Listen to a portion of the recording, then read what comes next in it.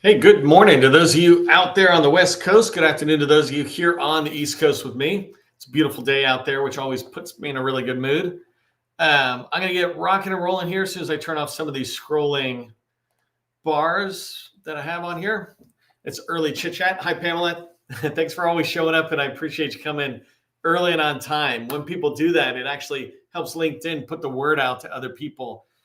Do me a favor, make sure when you guys come in that you take the time to put your company name in here and then 2-3 words about what you do. In fact, today's training is going to be about that and driving it home. But part of the reason I want to reinforce that time after time after time, if you come to many of my trainings, is because so many thousands of people will come back and watch the training and look at the comments, et cetera, and can engage with you and say, hey, can we touch base? So go ahead and do that while I'm getting us started on today's training focused on your core competency and understanding what you sell. And this is really important because inside the federal government, there's a pretty standard question you'll get from teammates, from customers, federal buyers, et cetera. They're going to ask that question when they meet you. What do you do? I was just at the Army big conference, AUSA 2025 in Washington, D.C., earlier this week. And when you meet somebody, they're like, well, what do you do? What's your company do? And if you don't have an answer to that, right? If you don't have a really clear answer to that, then you're not ready for federal sales. In the federal market, you're going to get this question. And so you need to not only be able to answer it, I do this, but also you need to answer it in a way that they can kind of repeat it back to you. And so that's really important, right? It's when I talk about chat and putting a couple of key words in there. I'm looking at maybe Charles. We innovate mission critical AI driven systems, right? And so that's a good start. I would begin to look in there and try to figure out, well, like for DoD or something. Just picking on Charles a teeny bit, but shout out to Atlanta. It's really important. Like when you have that answer to what you sell, it makes it so much easier as you start down this path of getting known, liked, and trust. People will only buy from those they know, like, and trust. And, starting with getting to know you, that's going to events or reaching out and making cold calls, et cetera. But they begin to like and trust you when they begin to feel like they understand what you do.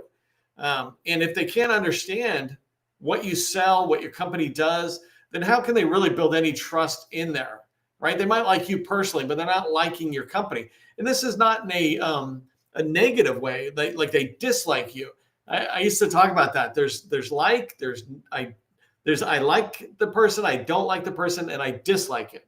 And people often confuse don't like and dislike. I can't dislike you if I don't know you. And same thing with your company, right? I can't dislike you. The federal buyers can't dislike you or see your company as not a fit for them if they can't even really understand what you're doing. And so we're going to be really diving into this idea of understanding what you do. And I think I'll talk about this a little later, but I call it typecasting for actors. If you think about Dwayne Johnson, he used to be called Dwayne "The Rock" Johnson, and he does action movies. Or Matthew McConaughey, he got really well known for rom-com, romance comedies. And these guys, these actors would get typecast in particular roles. And what that meant was they just kept getting invited back to do roles. I was listening to Matthew McConaughey talk about when he made the transition where he's like, I'm not doing rom-coms anymore. I want to expand as an actor. I want to do more. But they just kept giving him those things.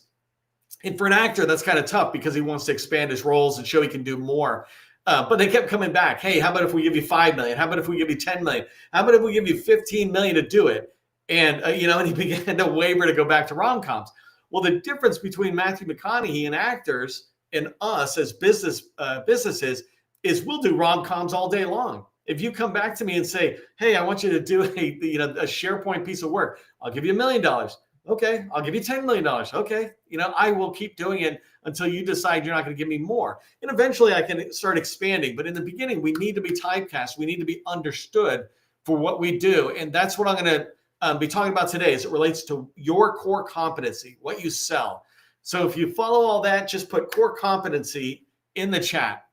If you're really energetic, put core competencies rock in the chat. Let LinkedIn tell other people that this is what we're talking about today. I'm going to break up the training into 3 sections. First, I just want to level set around the term core competency. What do we mean by that? There's 2 things that I deal with. One are people who are newer to the federal market who maybe aren't even familiar with the term core competency. And the other group, which is really important to me, are those of us who've been in a while, but maybe we don't understand what core competency means. I equate it to prioritization. I'm like, okay, what's your number one priority? Wow, there's so many. I'm like, no. There's one thing that's a number one priority, and you need to figure that out, right? And for me, I have my family in my house. I know what my priority is. If there's a fire, I know what I'm taking out at each time. And I know the pecking order, right? My wife knows she's behind the kids. I'm like, look, if I still got energy, I'll come back for you, but I'm coming for the kids, right? And then I'm coming, and frankly, I could care less about anything else in my house except for family, but you get my point, right? That's prioritization. And sometimes it's tough. Well, in business, we need to do the same thing. So that's why I want to talk about core competency.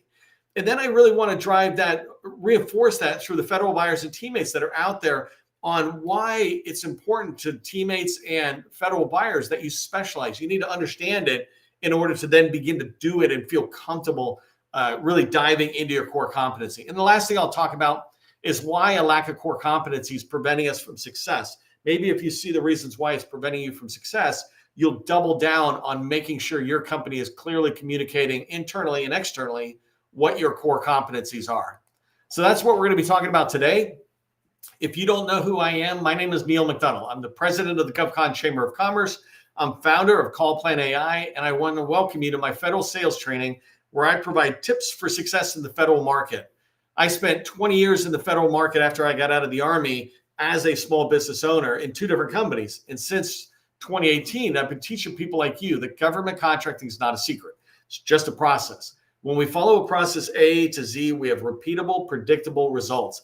This is what I want for you. This is what you can have as it relates to your core competencies and driving forward on opportunities that you want to pursue and sales you're trying to land.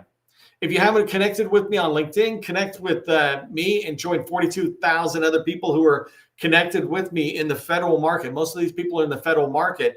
And the reason it's so great when you connect with me is my network is yours. You could literally reach out to people and go, oh, I saw you in Neil's training, or I was at AUSA, et cetera. Or you can reach out to me maybe and say, could you make an introduction?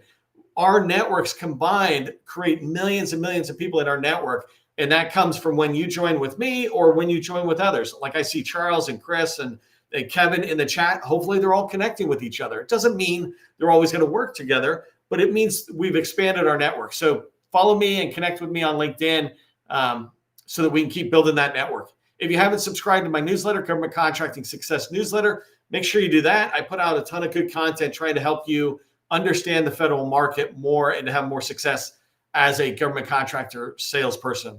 Last thing I want to tell you about this slide is tomorrow's training is how I land first meetings. This is a tough thing for people, whether you're experienced or not. You got 20 years of experience or you're brand new.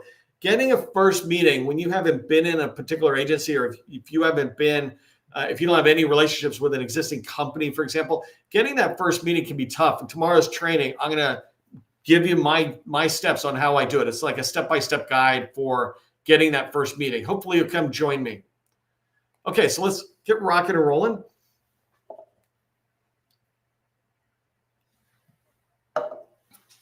Let's start by understanding what a core competency is. And I want to begin with what's the difference between a competency and a core competency. And I thought I'll use 2 examples that are outside the businesses I've had because they're a little specialized. But one example is in a hospital. I really learned this term when I was helping VA hospital. So the Department of Veterans Affairs was a customer of mine for decades. And so had a lot of business with them at the hospital level. And inside the hospital, they have, let's say 2,000 or 3,000 people who work in the hospital. All of them have a specialty. This is called a core competency. And each of them have a specialty, and all of them have a set of competencies. And so an example of a competency is if I see a spillage in the hallway, every single one of us knows what to do. And we all do the exact same thing. We pick up the phone that's nearest. We call, like, let's say facility or something. We got something here. We don't know what it is. It might be blood. It might be a Coca-Cola. It doesn't matter. There's a spillage in the hospital. Everybody stops and addresses that. That's a common competency that's out there. So think about that's a general competency. Then you have a specialty, a core competency. And inside of a hospital, you could think about an IV, right? Everybody in a hospital who's on the medical side, maybe not the administrative side, can give an IV. But certain people, and usually it's these nurses, the men and women who deal with it on a regular basis, it's their core competency. They can do it blindfolded. They can go in. Yes, a lot of these doctors or somebody can give an IV, but you'll feel in tough shape because they don't do it that often. It's not their core competency. And I don't need to buy from them getting my blood drawn. I need to buy surgery because that's what they do. And so that kind of idea. When I was in the Army, I was in a unit called the Rangers, and I was a machine gunner there. My core competency was the machine gun. I knew everything about it, the lane of fires, et cetera. I knew what to do for covering fire.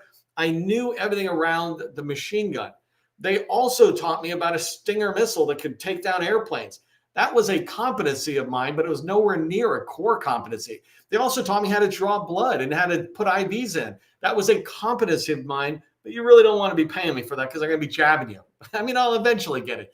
You want to pay me for the machine gun stuff. And it's the same thing for you. You need to think to yourself, what are we best at? What am I best at if I'm newer to the company or my company? What are we best at? That is our core competency. Not all the things we wish we would be good at, right? It's the thing we're best at. My two companies, the first one, I was best at network engineering. So our whole company's core competency was around that. Second company, I was excellent at Microsoft SharePoint. Our whole company was around that.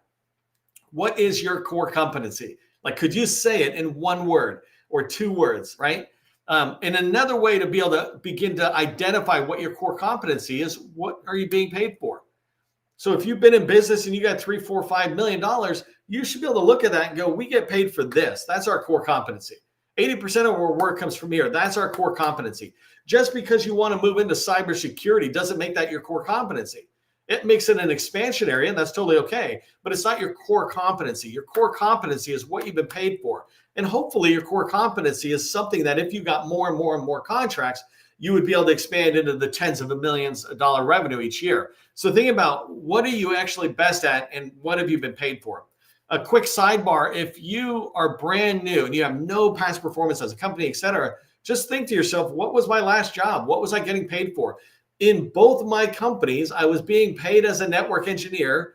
I was W-2'd, and then I took the customer, and you can hear about this on a podcast I just did a minute ago. But I was W-2'd as a network engineer. I became a company that did network engineering.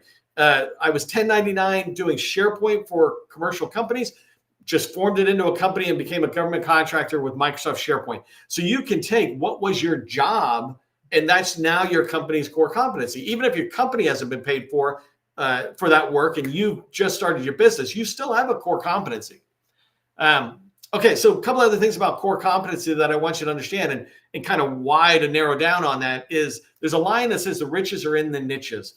And what this really means is that if you come down, instead of saying, I do all things construction, instead you say, we're the best at linoleum flooring or tile flooring or something like that. That's niching down, where you come down to the smallest possible thing.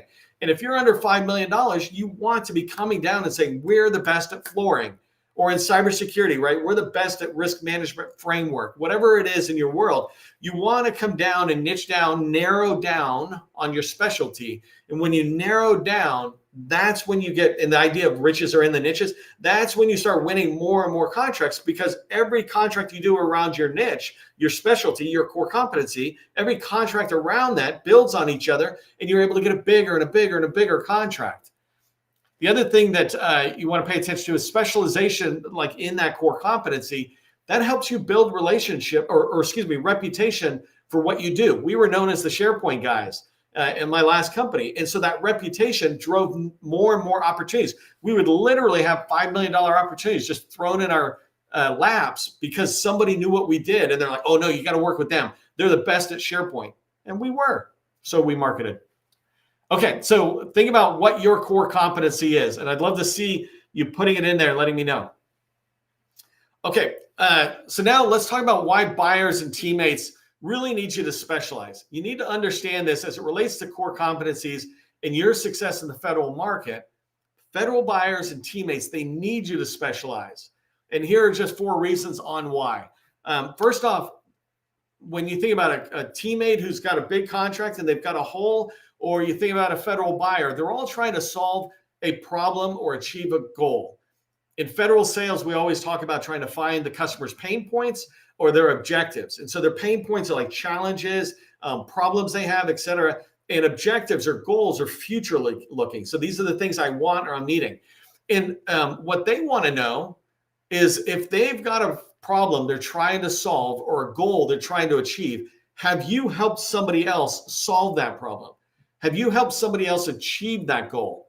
This is the measurement that's out there. I'm going to be doing a lot of stuff on win themes. And I heard somebody say today that, really win themes are unnecessary. And I disagree, and we'll talk about that later. But their point around that was really good. It was more about, do you understand the need and can you solve the need with past performance? Can you demonstrate you can do it? And what they were saying there was spot on. It's the same thing here. If a federal buyer or a teammate has a need, they not only want to know that you're confident that you can fill the need, but that you've been paid for that before.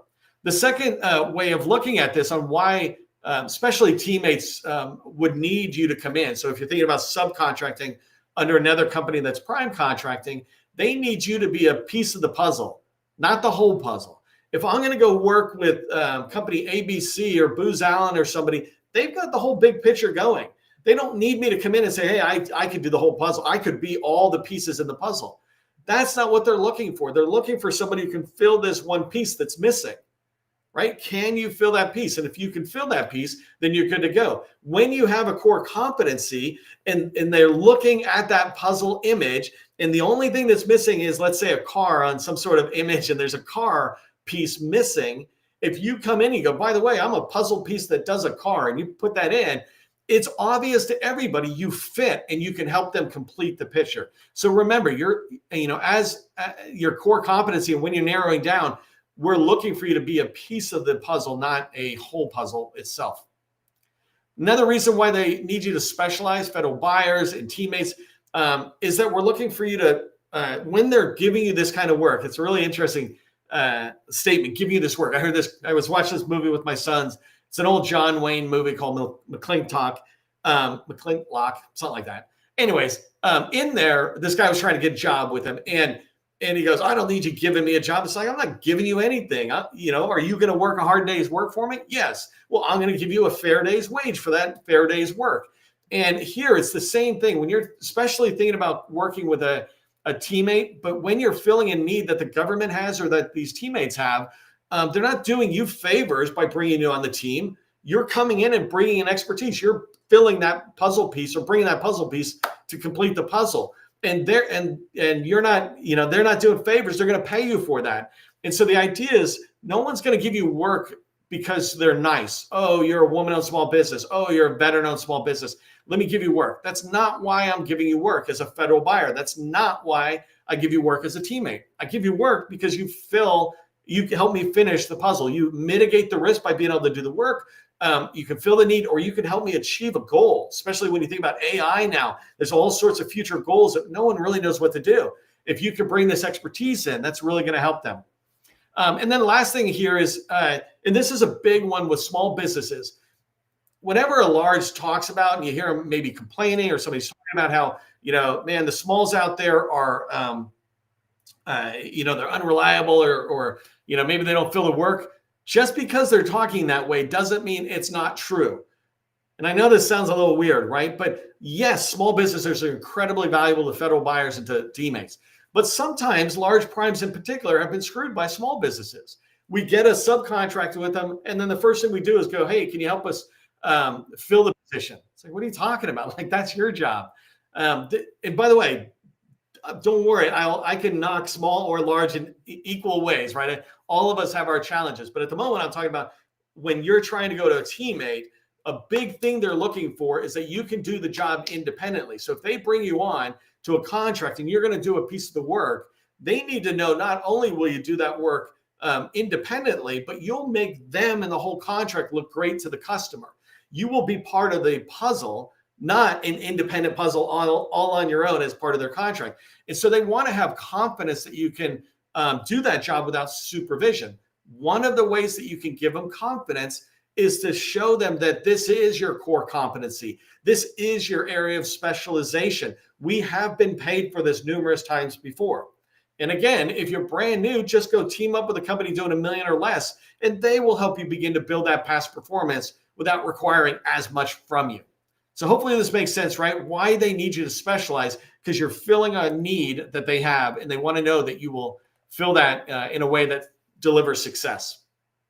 Hey, I wanted to take a minute and just thank Voltron for being the sponsor of our LinkedIn Lives. We're putting out these lives pretty much every single day, except for yesterday when I had something come up with the internet. But we're putting these out every single day for your benefit. And Voltron has joined me in sponsoring us and making sure we're able to provide this every day at noon for you. So check out Voltron. Say thank you to Voltron in the chat. It's really important if you're writing proposals out there, you clearly are evaluating how AI is going to be fitting in.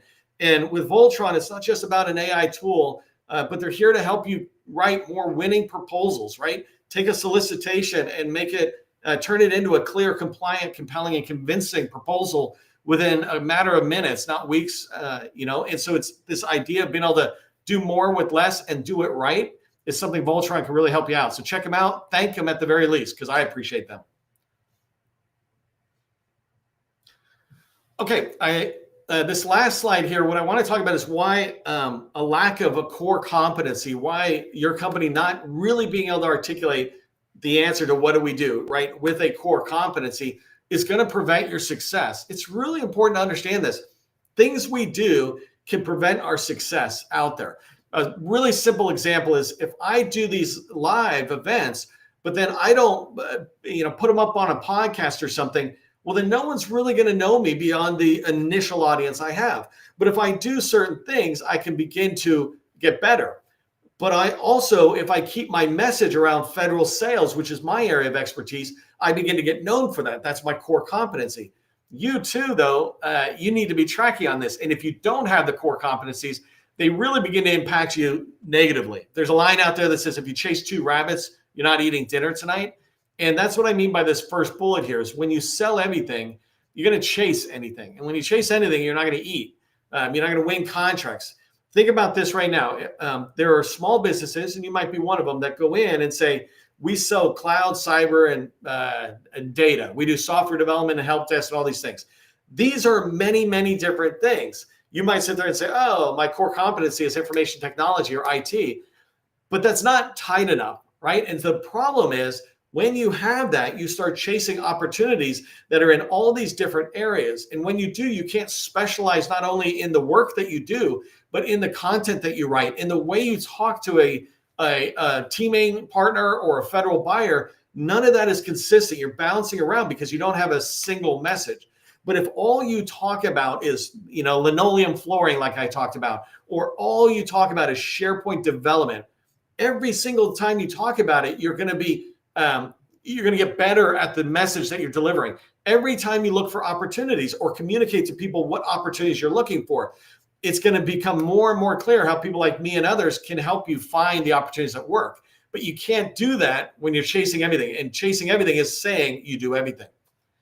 If buyers can't slot you in, going back to that last slide, right? If they can't slot you in to fitting a need or achieving a goal, then you're never going to make the short list. If I've got a federal buyer and they say, I'm looking for cybersecurity, and they let's say they want 10 or 20 companies to come in and talk to them and discuss cybersecurity needs. But when they look at your marketing material, DSBS or your website capability statement, and they look in there and not only does it say cybersecurity, but it says all these other things, they go, well, that's not their specialty. That's just something they do. And they'll move on. Two bad things about that. That could be your core competency, but you're crowding it with all these other words. Or worse, you haven't narrowed down on a core competency, and so no one knows where you'll fit. They don't put you on a short list. They don't invite you in to have a conversation. They don't talk to you about an opportunity, etc. Another reason why a lack of core competency is going to lead to negative success or no success is that you're not going to get great at anything. I was alluding to this a minute ago on the first bullet, but Microsoft SharePoint was my specialty in my last company. When we had that specialty, all of our people, when they got trained, they were getting trained on SharePoint. That meant all of our people were able to talk to each other about SharePoint. All of our people who were working with different customers were working on SharePoint projects, and we're able to bring back those different lessons from the commercial sector, from DHS, from the Army, et cetera. and bring them all back so that we just kept getting better and better. We're like, oh, you know what we're doing over here is this kind of thing. And it enabled us to get better at our service delivery. I mentioned this a little bit ago. It gets better. We get better at writing our proposals because we just keep focusing on writing the same responses. We're going after the same opportunities, in this case, SharePoint, right? And so we're getting better and better at writing it. We're getting feedback. We're learning. We're able to interject more stories because we have more past performance. All of that builds on it as it goes forward. Continuing maybe that thread is a lack of focus prevents credibility building. And what I mean by this is because we were doing SharePoint, we began to run things like SharePoint Saturday. The government would look to us. Microsoft would look to us, engage us in these SharePoint discussions. And you can do this in any one of your companies. You can do things like that where you begin to get credibility in the industry, either in the industry with other people who are selling what you sell or selling related products, or the buyers and the teammates. You can begin to develop that credibility because your focus enables you to get invited. I was talking with Patriots data or Patriot Data Graphics, right, at OUSA yesterday, and hopefully that's the right, the screen's the right way. But I was talking to them yesterday, right? They help with graphics, in particular, proposal writing graphics. Their focus in that area begins to build credibility because when you look at the graphics they're doing, they're incredibly sharp. They shape the message within a proposal that words can't just do by themselves. And so these people are developing credibility around that by focusing. And that's something you want to be able to do with your core competency. When you can focus tight, you'll start getting invited to different places. You'll become a trusted advisor. And then the last bullet here is, if you don't know this, there's 350,000 businesses at any given point that are selling to the federal government, that are registered and active to sell to the federal government. There's no way you're going to differentiate yourself if you say that you do everything, right? If you have a core competency, do you see how I just held this card up? I have a lot of information around, but this is the one I held up related to graphics in proposal writing. It's because they're memorable. You don't want to be forgettable.